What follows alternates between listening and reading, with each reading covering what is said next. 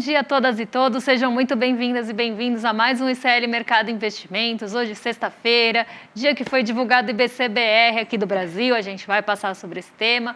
Vamos falar também sobre a performance ali das bolsas asiáticas, que hoje não seguiram uma única direção, mas tem também a inflação da zona do euro que foi divulgada, temos também aí novos desdobramentos da meta fiscal, então a gente vai falar dela de novo, e vamos falar de um assunto aí do IBGE, que tem aí causado bastante furor nas redes sociais. Mas antes de tudo isso, bom dia, André, como é que você está hoje? Bom dia, Débora, bom dia a todos os nossos telespectadores. Sexta-feira, mas com dados importantes. Saiu o IBC-BR aqui mostrando uma leve queda, mas a gente já vai explicar o que aconteceu isso.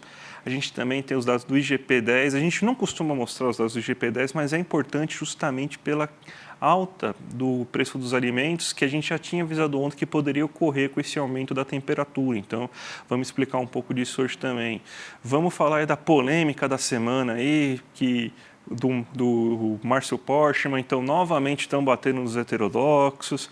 Mais uma vez, ninguém está aceitando que um liberal não esteja no IBGE, mas como sempre, né, Débora? A gente começa aí pelo nosso mundão.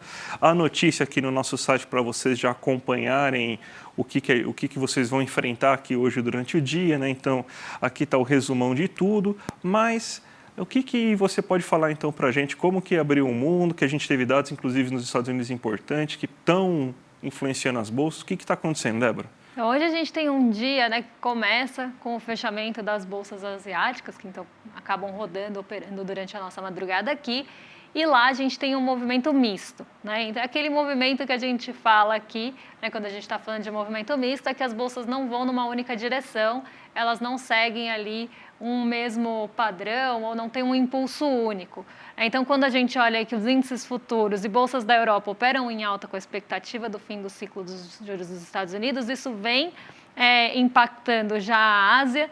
Então, a gente tem, por exemplo, o Nikkei 225 fechando num terreno positivo, até liderando as altas por lá, justamente por conta dessa expectativa e pelo fim do aperto monetário nos Estados Unidos. Então, a gente já está caminhando, por mais que ontem alguns dirigentes do Fed tenham falado e não sinalizaram muito para esse fim, na verdade falaram que ainda é cedo, naquele papo de sempre. Ainda é cedo, tem que acompanhar ali os outros dados que vão ser divulgados, a reunião vai acontecer só no dia 13 de novembro, então aquela sinalização que não traz muita novidade. Mas os dados que foram divulgados nos Estados Unidos nessa semana têm mostrado aí que está na hora da pausa, né, acontecer. Na verdade, ela já veio acontecendo desde a reunião do mês passado, mas ela tem aí a perspectiva de continuidade, então a gente espera que por lá não vá ter mais nenhum aumento na reunião de dezembro e que pode ter até um corte já no primeiro semestre de 2024, inclusive passa a chegar mais cedo essa previsão. Então, a gente tem uma parte da Ásia já impactada por esse movimento, que a gente viu, inclusive, jogar a nossa bolsa para cima ontem. Como a gente ficou fechado na quarta por conta do feriado, ontem a gente pegou um movimento do fechamento de quarta nos mercados globais. Então, essa queda dos juros futuros, né, essa queda de expectativa em relação a juros dos Estados Unidos, que aconteceu bastante na quarta também. A gente pegou o movimento ontem, por isso que a gente se descolou tanto dos outros mercados, mas a gente tem também a questão da LDO, que a gente vai falar daqui a pouco. Então, aqui a gente tem esse movimento de arrefecimento nos juros futuros. Isso impacta bastante o Nikkei, como eu falei, mas por lá a gente tem outros pontos puxando as bolsas da Ásia. Como eu falei, elas não seguiram uma única direção e nem foram impulsionadas todas pelo mesmo ponto. Então, a gente tem esse ponto mais global vindo na Ásia. Pensando aí em Xangai Composto, a gente tem uma alta lá um pouco mais moderada, um pouco mais leve, inclusive, do que a gente viu no Nikkei 225, porque lá na China, né, o Xangai Composto foi puxado muito por ações de montadoras. E eu vou colocar aqui na tela para vocês o Hang Seng, porque quem ficou aí numa direção contrária, quem foi na contramão, ficou no terreno negativo lá na Ásia, foi o Hang Seng hoje, e ele caiu bastante, né? Ele caiu 2,12% em um dia até que a Ásia foi majoritariamente positiva. Então, a gente tem que entender por que aconteceu isso no Hang Seng, até num dia, né? Ela é uma bolsa, o Hang Seng é um índice de uma bolsa bem intensiva em tecnologia, então um arrefecimento de juros poderia aí favoreceu o Hang Seng, mas não foi o que aconteceu. Então, eu vou explicar aí para vocês por quê. O Hang Seng, ele, entre as ações que ele tem ali listadas na sua composição, a gente tem o Alibaba, né? E o Alibaba, ele caiu 10% ontem, porque tinha ali uma expectativa do mercado de que a gente tivesse uma divisão na listagem das ações do Alibaba e que entre essa divisão a gente teria a parte de computação e armazenamento de nuvem sendo ali listadas no Alibaba. Isso não aconteceu, então esses planos foram nem adiados, mas foram aí deixados de lado. E aí, o Alibaba caiu 10% hoje. Então, isso puxou bastante o Hang Seng para baixo, ele caiu 2,12%. Então, um motivo bem específico aí que fez o Hang Seng cair nessa manhãzinha de fechamento de Ásia, né? Fecha por volta das 6 da manhã. Então, quem puxou o Hang Seng foi realmente esse Alibaba, essa queda bem intensa que a gente viu acontecer. Nas demais bolsas, a gente tem já um movimento mais positivo. E na Europa também as bolsas operam positivas por conta da inflação. E a gente vai dar sequência aí. É verdade, né? A gente teve os dados da inflação agora sendo divulgados, né? Foi nessa manhã, da inflação da zona do euro. Foi abaixo do projetado, inclusive, né? Então, provavelmente está sendo sinalizado lá também que o ciclo de alta dos juros deve começar a desaparecer. Talvez a gente até tenha a gente consiga acelerar então um pouco a queda, então vai ser um pouco mais cedo do que estava se esperando antes, né? A gente sabe que a zona do euro está com um crescimento econômico muito tímido, até com algumas expectativas de recessão lá na Europa, a situação das guerras está afetando bastante o país, mas a gente tem então que foi bem dentro do esperado, né? Foi abaixo do esperado inclusive, né? E Débora, você pode explicar um pouco mais aí o que aconteceu tudo e qual que foi o reflexo então disso nas bolsas? Justamente, no dia 31 de outubro saíram os dados preliminares de inflação, como se fosse uma primeira leitura, quase uma projeção aí para outubro, né? E aí a gente viu até uma inflação naquele momento abaixo da primeira projeção, que era 3,10. Então, em outubro, a inflação ficou em 2,90 no preliminar, contra uma expectativa de 3,10. Então, já estava abaixo do esperado. Essa projeção de 2,90 foi mantida. Então, nessa segunda leitura, que já é uma leitura não mais preliminar, mas agora uma leitura final, a gente tem aí realmente essa projeção do dia 31 sendo confirmada. Então, a gente tem 2,90 na comparação anual, na variação anual do índice de preços ao consumidor lá da zona do euro. Lembrando que em novembro de 2022, esse índice estava em 10,10. Né? Então, ele vem desacelerando bastante aí ao longo do ano. Né? É um índice que é bastante olhado justamente por questões de política monetária. A zona do euro, ela está com uma taxa de juros elevada, ela elevou aí por meses a taxa de juros e agora, nessa última reunião, decidiu manter a taxa de juros. E a expectativa é que essa manutenção de taxa continue e também comece a ter queda no ano que vem. Quando a gente olha aí as variações mensais, o CPI, né, o CPI, na verdade, mensal, ficou dentro da projeção, que então era a projeção preliminar, e ficou abaixo do mês passado, então a gente tem 0,30 de inflação mensal no mês de setembro e 0,10 em outubro, então mostrando essa desaceleração. Quando a gente olha para o núcleo de inflação, que é aquela inflação que exclui preços voláteis, então exclui, por exemplo, energia, que está sendo aí um problema na Europa de uma forma geral, a gente tem um índice bem estável, então ficou igual ao mês passado, né? Então 0,20 de variação mensal, e no acumulado, o anterior estava em 4,50 e cai para 4,20 dentro da projeção, porque aqui os dados se comportaram da mesma forma que a gente viu no preliminar. Então, aqui uma inflação da zona do euro desacelerando, né, e sinalizando mais uma vez para que a taxa de juros por lá fique mantida e não tenha novos aumentos. E, como o André falou, e até a gente teve sinalização na primeira leitura do CPI, essa inflação pode começar a ser cortada antes, inclusive porque a gente tem dados de produção industrial lá sofrendo muito, os PMIs não estão bem, e agora, nesse momento, a Christine Lagarde, que é a presidente do Banco Central Europeu, está falando, então ela deve também trazer alguma sinalização, mas as bolsas por lá respondem muito bem, Stoxx 600, que é um índice mais geral ali, né, que pega ali as ações, as principais ações europeias, sobe hoje. Então, um dia mais positivo aí também para a zona do euro, pensando nessa inflação que está arrefecendo. Vamos agora então para o nosso Brasilzão, Débora, que a gente tem notícias importantes para começar a tratar. Primeiro vamos falar do IGP-10, né? A gente não traz muito IGP-10, o IGP-10 ele traz justamente os 10 primeiros dias do mês, né?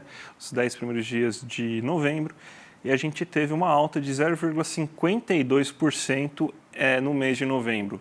A gente tem aqui o gráfico para mostrar para vocês, então, dentro dos índices, o que acabou variando. O índice mais importante para a gente observar é sempre o IPC, porque o IPC ele é justamente o índice de preço ao consumidor, ou seja, aquele que afeta a nossa vida. Não que para o produtor não seja importante, nem o índice de construção civil não seja importante, mas o IPC é aquele que está mais parecido, está mais ligado, né, ao nosso IPCA, que é justamente aquele que é o índice oficial e que, no fim das contas, acaba afetando o nosso dia a dia.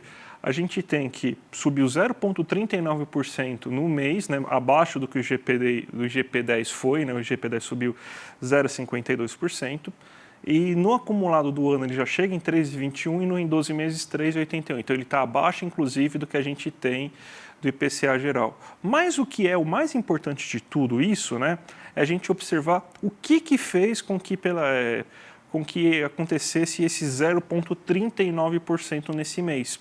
Foi justamente a alta de preços como dos alimentos, e não de todos os alimentos. Os grãos ainda estão com um comportamento bem comportado, excluindo o arroz.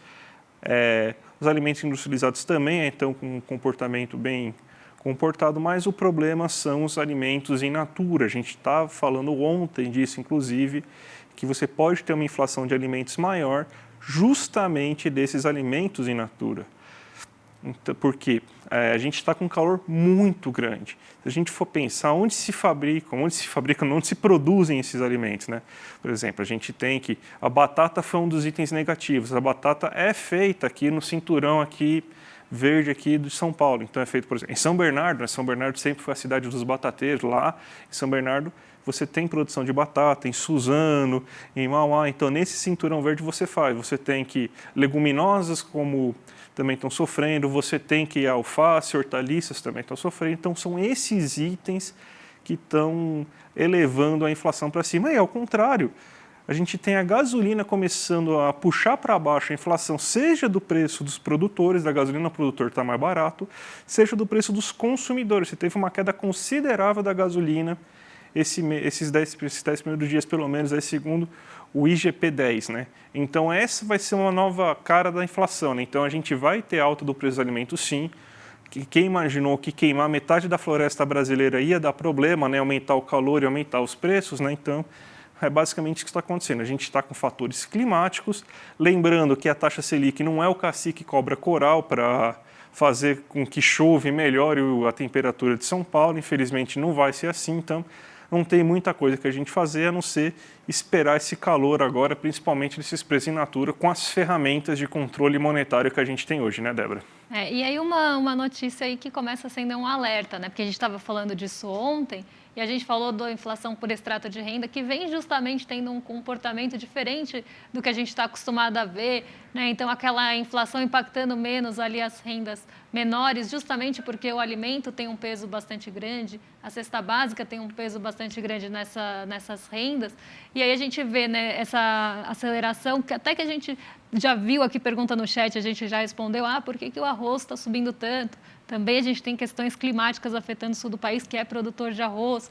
Então, aqui a gente começa a ver, né, preços de alimentos acelerarem, podem ser aí um sinal de alerta, e aí pode começar a ter, no mês que vem, uma mudança nessa inflação por extrato, justamente porque gasolina e combustíveis pesam mais para rendas mais altas, e se eles começarem a arrefecer, pode começar a ter uma diminuição ali da inflação, né, em peso para essas rendas, né, para esses estratos de renda, e aí o contrário, pensando nas rendas mais baixas. Então, aqui a gente um sinal de alerta, porque é um dos pontos positivos que a gente vê esse ano, justamente o preço dos alimentos caindo aí ao longo do ano, então, né, caindo até de uma forma geral.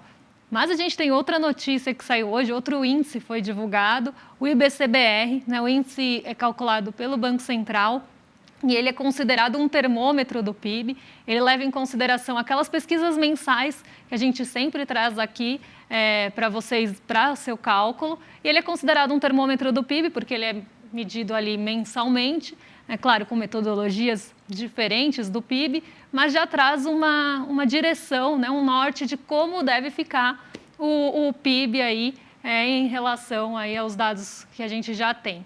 E o IBCBR caiu nesse mês de setembro, não é uma novidade, não é uma surpresa, até porque as pesquisas mensais não foram bem em setembro, e ficou até abaixo do que o mercado esperava. O mercado estava bem otimista, né, André, em relação ao IBCBR. 0,20 de projeção num mês como setembro era até de se espantar, né? Eu acho que o mercado precisa aprender a fazer conta, porque você tem que cair o nível de serviços, a indústria andou de lado, até o levantamento sistemático agrícola mostrou uma queda de previsibilidade da safra desse ano. Então, o que provavelmente você faz as contas, a gente nem fez as contas, mas já era de se esperar. Uma queda do PIB de 0,06%, do IBCBR, do PIB, não, de 0,06% aí, pelo menos uma queda, né, desse nível, desse índice aí para o mês de setembro. Mas o mercado está esperando uma alta, não sei de onde que ia vir essa alta, né, não sei, da vontade, né, da boa vontade das pessoas, talvez isso.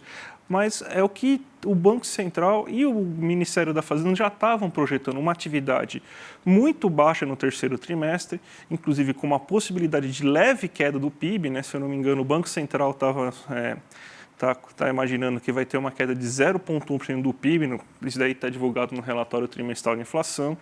O Ministério da Fazenda acredita numa alta de 0,1% do PIB, né? Os dados do IBCBR, que não são dados, até aqui para você ver o gráfico também, né?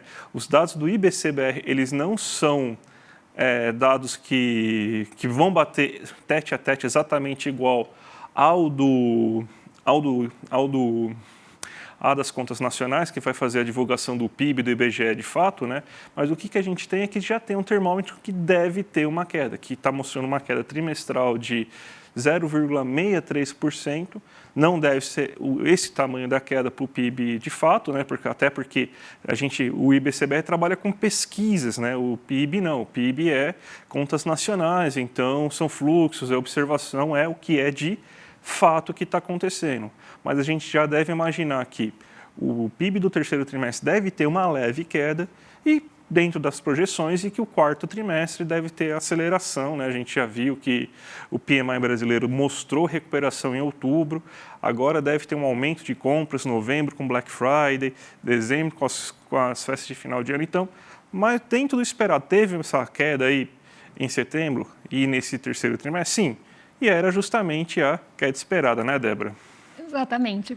Desculpa, gente, engasguei. Exatamente, a gente já esperava, né, esse comportamento do IBCBR, por isso que até me chocou essa mediana de 0,20, então, de 0,20 de alta, na verdade, é porque não tinha nada que sinalizasse para isso. Então, já era aí bastante esperado e vamos agora esperar os próximos dados do trimestre, agora que começou em outubro, justamente para a gente ver essa recuperação que deve levar o PIB aí para os patamares que a gente já espera ali em torno de 2,9%, 3%, que é o que mostra aí a maioria das pesquisas. Vamos falar agora do nosso assunto preferido, Débora?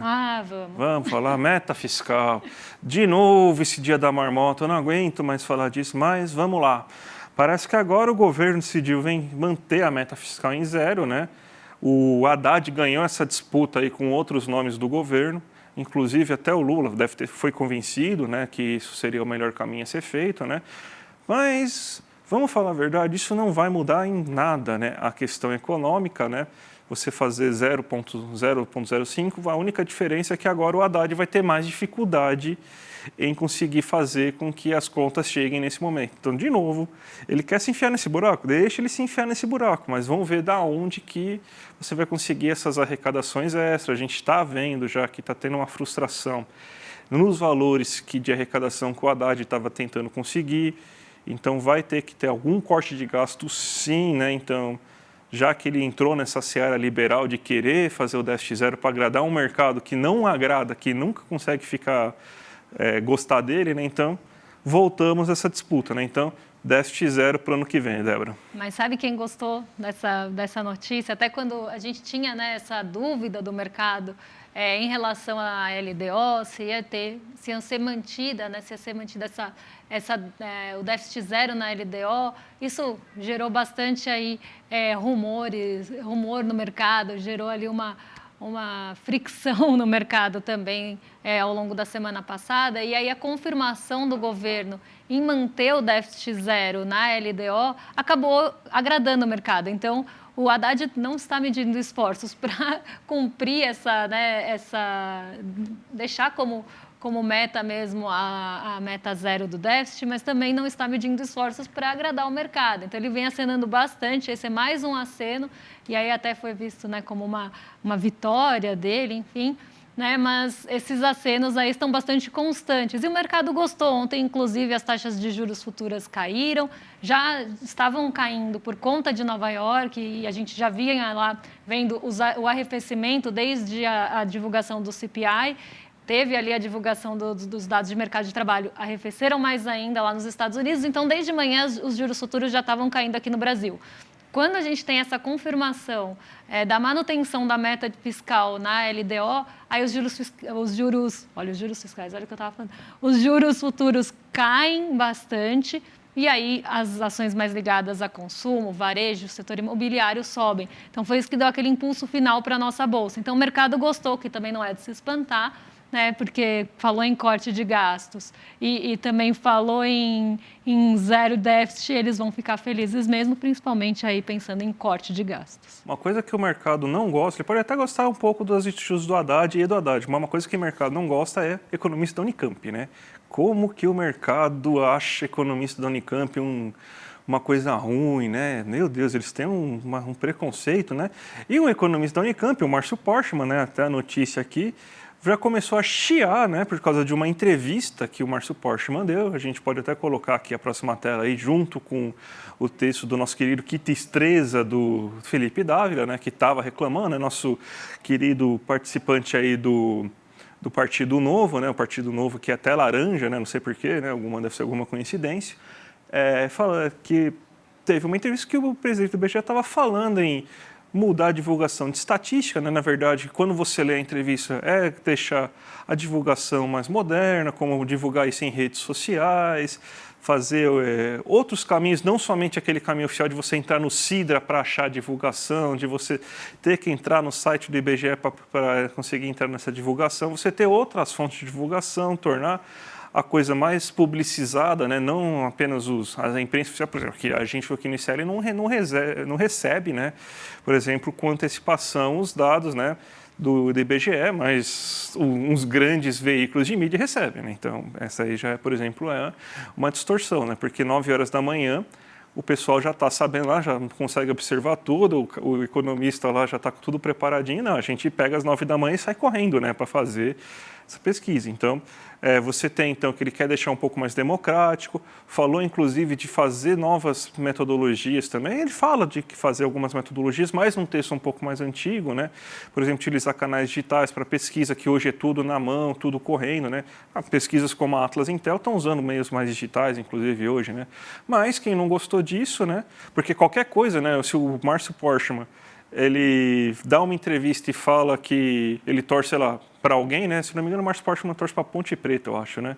Se não me engano, acho que ele torce para Ponte Preta, não tenho certeza, mas se ele fala que torce para Ponte Preta, o cara fala, é um absurdo, porque ele deveria torcer para o Guarani, isso aí não pode, qualquer coisa, é um militante ideológico.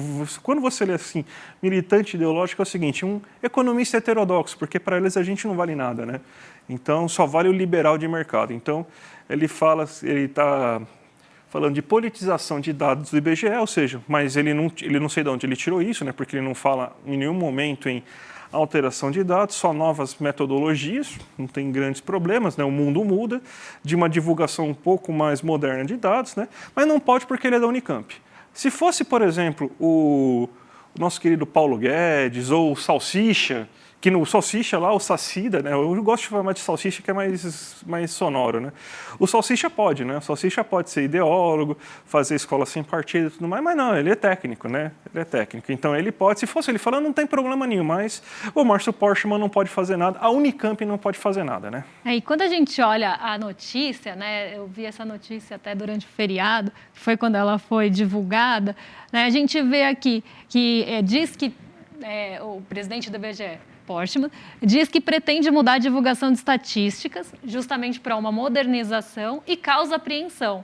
Então, não é de hoje que a gente vê a mídia batendo no Porchmann, né? Quando ele foi nomeado para o IBGE, teve muito atrito em relação a isso, a mídia bateu muito, justamente porque não era um liberal no IBGE, começaram a falar que ele não entendia de estatística, que ele não poderia estar lá, entre outras coisas piores, como, por exemplo, pode mudar os dados. E aí causa apreensão. Que apreensão é essa que foi causada por uma entrevista que parece que nem foi lida?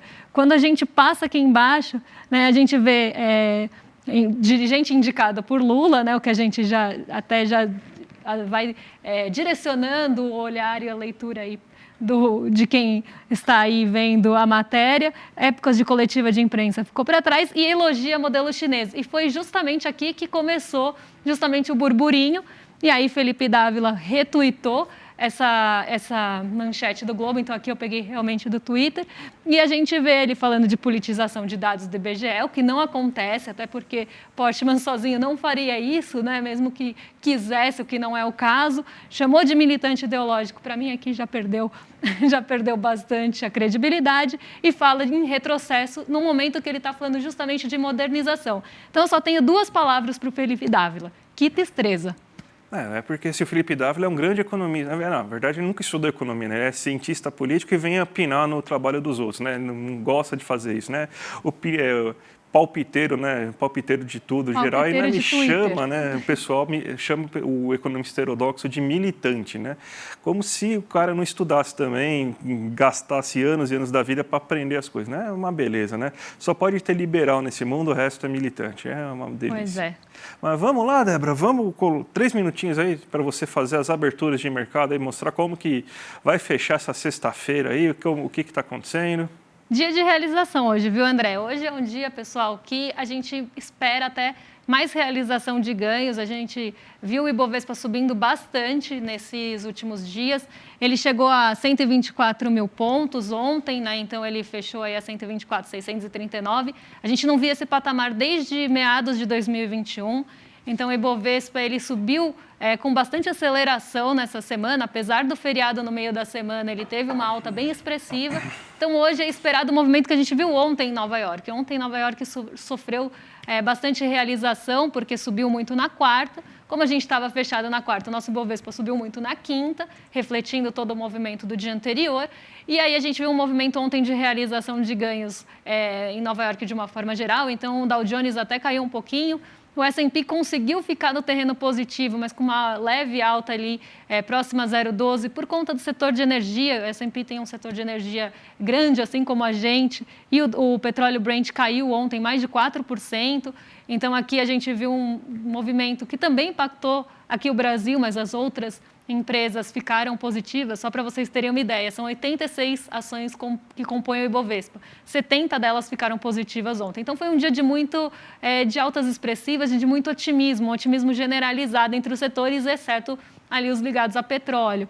Então, já era esperado esse movimento de realização hoje, tá? E isso aconteceu, como eu falei, ontem em Nova York, junto a outros motivos aí, como a sinalização de dirigentes do Fed, né, que até diminuíram um pouquinho aquela expectativa que a gente falou ontem que estava em 100%, foi para 99,7% depois que os dirigentes falaram.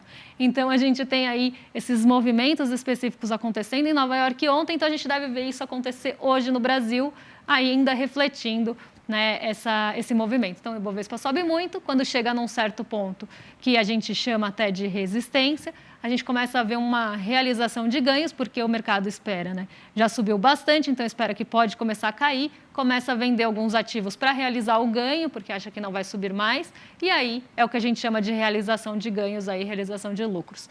Então, o Ibovespa está em alta, mas está numa alta que, como a gente está vendo, está oscilando bastante, já chegou no 0 a 0, caiu um pouquinho, voltou a subir. Então, a gente tem alguns pontos, principalmente ligados aqui à nossa economia doméstica, puxando esse Bovespa para cima, mas num dia de realização de ganhos. O S&P continua também sofrendo aí oscilações bem perto do 0 a 0, justamente porque ele continua sofrendo realização também. Ele está num patamar de 4.500 pontos, que também é um ponto que ele está com dificuldade de furar. Então, quando ele chega ali nesse patamar, ele sofre realização. Então, a gente deve ver o mesmo movimento de ontem, mas talvez numa magnitude menor. Nikkei 225, como eu falei, subiu 0,48 hoje, num movimento de reflexos aí, de queda dos juros. Xangai Composto subiu 0,11, puxado por montadoras. O dólar sobe 0,65 hoje. Até também um movimento de ajuste, porque a gente viu o dólar cair bastante, ele chegou a 4,86, um patamar que a gente também não via desde meados desse ano. Então, hoje deve ser um dia mais aí de ajuste para o dólar, ele pode subir um pouquinho. E a gente não tem a divulgação de nenhum dado fora, né, exceto dirigentes do Fed que vão continuar falando hoje, a gente não tem a divulgação de nenhum dado lá nos Estados Unidos que possa puxar esse dólar para alguma direção. Então, ele deve continuar com o peso da realização aí de ajustes de posição. Porque quando o dólar cai muito, as pessoas também começam a comprar ali dólar para montar posições. DXY segue em queda de 0,25, então aqui o DXY vai em outra direção, né, justamente aí porque a gente tem um outro movimento frente aos pares. O dólar está um pouquinho descolado quando a gente pensa em real versus dólar, e DXY, que é esse índice que mede pares frente dólar, a gente está com esse movimento um pouquinho descolado justamente por conta de ajustes de posição do feriado. Então, aqui a gente tem o DXY caindo hoje e o petróleo Brent sobe hoje 1,92, agora 1,93, justamente porque ontem caiu muito também. Ontem chegou a $77 por barril, então hoje também é esperado que esse movimento vá aí para algum ajuste, porque 4% de queda, aí, mais de 4%, foi 4,63% para ser mais exata, é uma queda importante aí no petróleo Brent, então hoje ele deve sofrer alguns ajustes. E essa queda que a gente está vendo aí no DXY também vem um pouco do enfraquecimento do dólar por conta daquelas expectativas para os juros futuros. Então, como eu falei, esse movimento deve bater aqui um pouco no Brasil, mas a gente está num movimento de ajuste. Então, o reflexo é um pouco menor. E o nosso Ibovespa aí subindo 0,04 nesse momento, um pouco puxado até por essa recuperação do petróleo, mas, num geral, ações mais ligadas no nosso cenário doméstico devem manter nesse 0 a 0, mas não deve ser um dia de nem grandes perdas e nem grandes altas. Deve ser um dia mais moderado, tanto para a gente aqui quanto para Nova York. Mas a Bolsa deve fechar positiva na semana, como previa aí a maioria do mercado. Vamos falar disso na terça. Sextou então, Débora? Sextamos. Mas vamos dar os nossos recados então, porque continuem com o ICL aqui durante a tarde, porque 5 horas da tarde já tem o programa do William De Luca, o Rolê ICL, então já continuem aqui dentro do ICL aí durante a tarde. E logo depois, às 6 horas da tarde, tem o ICL Notícias, segunda edição, com a Gabi Varela e a nossa dupla de Chicos, Chico Saê, Chico Pinheiro. Logo depois, 7h30 da noite, tem o Em Detalhes.